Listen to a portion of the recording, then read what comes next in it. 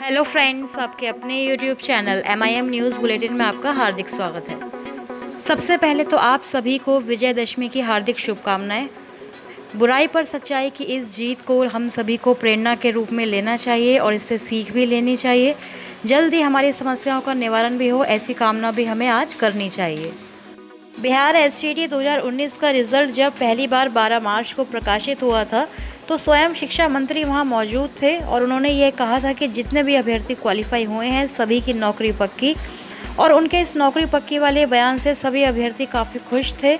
लेकिन जब 21 जून को 3 सब्जेक्ट्स के साथ दोबारा STT की जो परीक्षा का रिजल्ट जारी किया गया, तभी से सारा विवाद जो है वो स्टार्ट हुआ, क्योंकि तभी जो अभ्यर्थी थे, क्वालिफाई अभ्यर्थी, वह 2 खेमों में बंट चुके थे, मेरिट और नॉट इन मेरिट। और अब बिहार विद्यालय परीक्षा समिति द्वारा जो है RTI के माध्यम से लगातार जवाब आ रहे हैं कि सेलेक्टेड कैंडिडेट से मेरिट लिस्ट यानी कि क्वालिफाइड अभ्यर्थियों की संख्या जो है, वैकेंसी जो है कैटेगरी वाइज, वो सब रिवील कर दी गई है। जो विवाद था वह आज भी बना हुआ है। मेरिट और नॉट इन मेरिट दोनों का झगड़ा जो है वो समाप्त नहीं हो रहा है, क्योंकि सरकार भी इस झगड़े को समाप्त करने के बारे में कोई भी कदम नहीं उठा रही है, कोई भी फैसला नहीं ले रही है, क्योंकि वे जानते हैं कि इस विवाद को जितना खींचेंगे उतना ही अभ्यर्थी आपस में लड़ते रहेंगे। और जब तक मेरिट और नॉट इन मेरिट एक साथ मिलकर एक मंच पर नहीं आएंगे, तब तक सरकार बहाली स्टार्ट नहीं करेगी, इतना तो तय है। जैसे कि शिक्षा मंत्री के कल के ही बयान की अगर बात करें, जैसे MIM न्यूज़ बुलेटिन ने आपको कल भी यह जानकारी दी थी कि शिक्षा मंत्री विजय कुमार चौधरी ने कहा है कि छठे चरण के बाद 7वें फेज की शिक्षक नियुक्ति वह स्टार्ट करने वाले हैं।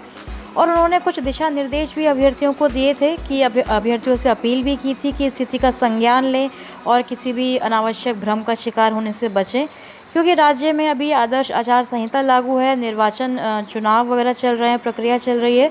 तो इसलिए उनको जो है शिक्षा विभाग ने अनुमति भी मांगी थी पंचायत चुनाव आयोग से, लेकिन ऐसा नहीं हुआ, अनुमति नहीं मिल पाई। और केवल इसी वजह से वह छठे चरण की जो 3rd राउंड की काउंसलिंग है उसका शेड्यूल जारी नहीं कर पा रहे हैं। यह तमाम बातें उन्होंने अपने एक ट्वीट के माध्यम से भी कही थी, लेकिन उनके ट्वीट पर विपक्ष ने इतना ऐतराज़ जताया। उन्होंने कहा कि यह विधानसभा उपचुनाव को प्रभावित करने की ही कोशिश है। सोशल मीडिया पर भी उनसे ऐसे ही तीखे सवाल पूछे गए और इतना उनको ट्रोल किया गया शिक्षा मंत्री को कि आखिरकार उन्होंने अपना जो वह ट्वीट था उसको डिलीट ही कर दिया। दरअसल शिक्षा मंत्री ने ट्वीट कर यही कहा था कि राज्य निर्वाचन आयोग से अनुमति मिलते ही वह छठे चरण की जो प्रक्रिया है उसको पूरा कर लेंगे और अभ्यर्थी इन सभी बातों को समझे, किसी भ्रम का शिकार ना हो। लेकिन जैसे ही उनका ये ट्वीट सामने आया, वह बुरी तरह से ट्रोल होने लगे। इस मामले में RJD के जो प्रवक्ता हैं चितरंजन गगन, उन्होंने भी कहा कि सरकार ने पहले तो कहा था कि 15 अगस्त तक शिक्षकों को नियुक्ति पत्र दे दिया जाएगा, उसके बाद कहा कि अक्टूबर तक नियुक्ति प्रक्रिया शुरू होगी, और अब सरकार यह कह रही है कि निर्वाचन आयोग से परमिशन ली जा रही है। चितरंजन गगन ने यह भी कहा कि विधानसभा उपचुनाव में सरकार का वोट बैंक प्रभावित ना हो, इसलिए सरकार अभ्यर्थियों को भरमाने का काम कर रही है। इनके अलावा नेता प्रतिपक्ष तेजस्वी यादव ने भी कहा कि नियोजन प्रक्रिया की सारी अर्हताएं और प्रक्रिया पूरी करने के बावजूद भी पिछले 2 वर्षों से नीतीश सरकार ने नियुक्ति पत्र प्रतिभावान शिक्षकों को नहीं दिया है। चितरंजन गगन ने तो यहाँ तक कह दिया कि नीतीश सरकार के रहते बिहार में शिक्षक बहाली की कभी भी पूर्ण नहीं होने वाली है, प्रक्रिया यूँ ही चलती रहेगी, बहाली नहीं की जाएगी। तेजस्वी यादव ही जब मुख्यमंत्री बनेंगे तो शिक्षकों की बहाली हो पाएगी, वह भी मात्र 1.72 लाख ही नहीं बल्कि एकमुश्त 6 लाख बहालियाँ की जाएंगी। लेकिन सबसे बड़ी बात यहाँ पर यह है कि ट्रोलिंग तो शिक्षा मंत्री को पहले भी अभ्यर्थी करते रहते हैं, इस तरह की जो कमेंट्स हैं, क्वेश्चनिंग है, वो होती रहती हैं। लेकिन आखिर शिक्षा मंत्री ने अपना ट्वीट डिलीट क्यों किया? क्या उन्हें अपनी ही बातों पर भरोसा नहीं है? क्या अभ्यर्थियों के भविष्य से वह इसी तरह खिलवाड़ करते रहेंगे, वादे करते रहेंगे और हर बार अपने ही वादों से मुकरते हुए टाल मटोल की नीति अपनाते रहेंगे? हमने आपको पहले भी ये बताया था कि जब भी कोई चुनाव आने वाले होते हैं बिहार में, तभी जो है इस तरह के बयानबाजी नेताओं द्वारा की जाती है। शिक्षा मंत्री ने ट्वीट में लिखा था कि राज्य में आने वाले दिनों में बड़ी संख्या में शिक्षकों की बहाली की जाएगी, इसे लेकर जरूरी दिशा निर्देश इत्यादि दिए गए हैं। तो इस पर जो CPI-ML लिबरेशन बिहार पार्टी है, उसने भी ट्वीट करते हुए कहा था कि आपकी सरकार युवाओं को बस ठग ही रही है। यदि सचमुच आपको बिहार की शिक्षा की चिंता होती तो आप ये कछुए की चाल से नहीं चलते। शिक्षक बहाली का 6 चरण भी पूरा नहीं हुआ है, 7वें चरण वाले अभ्यर्थी इंतजार में बैठे हैं। इस बीच शिक्षा व्यवस्था का क्या हाल हो चला है, क्या आपको पता है? नीतीश कुमार जी कहते रहते हैं कि उनकी सरकार काम में यकीन रखती है। यह कैसा काम है कि कोई बहाली 10 साल में भी पूरी नहीं हो पाती है?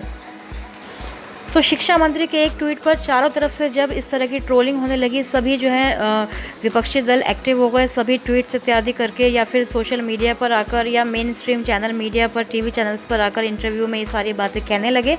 तो शिक्षा मंत्री ने अपना ट्वीट जो है वो डिलीट कर दिया और अब उनके ट्वीट डिलीट करने पर भी एक बवाल खड़ा हो गया है, क्योंकि अब सब लोग यही कह रहे हैं कि शिक्षा मंत्री को जब अपनी ही बातों पर भरोसा नहीं है तो फिर अभ्यर्थी जो हैं बिहार के, चाहे वे छठे चरण के हों या सातवें चरण के हों, वह उनकी बातों पर कैसे भरोसा कर सकते हैं।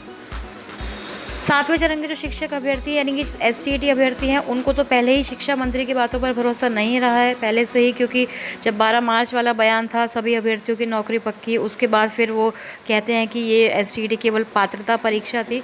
तो इस तरह के जो उनके बयानों में, उनकी बातों में जो है गतिरोध देखने को मिला है, उसी वजह से आज जो है सारे अभ्यर्थी आपस में लड़ रहे हैं, टकराव होता रहता है। आए दिन हम देखते हैं मेरिट और नॉट इन मेरिट वाले अभ्यर्थियों में। वहीं छठे चरण के अभ्यर्थी वह भी उन पर यकीन नहीं कर पा रहे हैं, क्योंकि कभी 15 अगस्त, कभी अक्टूबर, दिवाली, उसके बाद पंचायत चुनाव का कोई असर नहीं होगा, लेकिन फिर अब देख रहे हैं कि पंचायत चुनाव का और आचार संहिता का पूरा असर जो है वो छठे चरण की नियोजन प्रक्रिया पर देखने को मिल रहा है।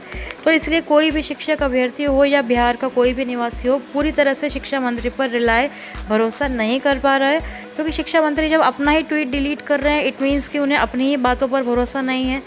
तो इसका मतलब यही हम निकाल सकते हैं कि उन्होंने केवल चुनावी जुमला ही एक छोड़ा था कि बहुत बड़ी संख्या में बहाली होने वाली है, पंचायत चुनाव की अनुमति मिलते ही बहाली स्टार्ट हो जाएगी इत्यादि।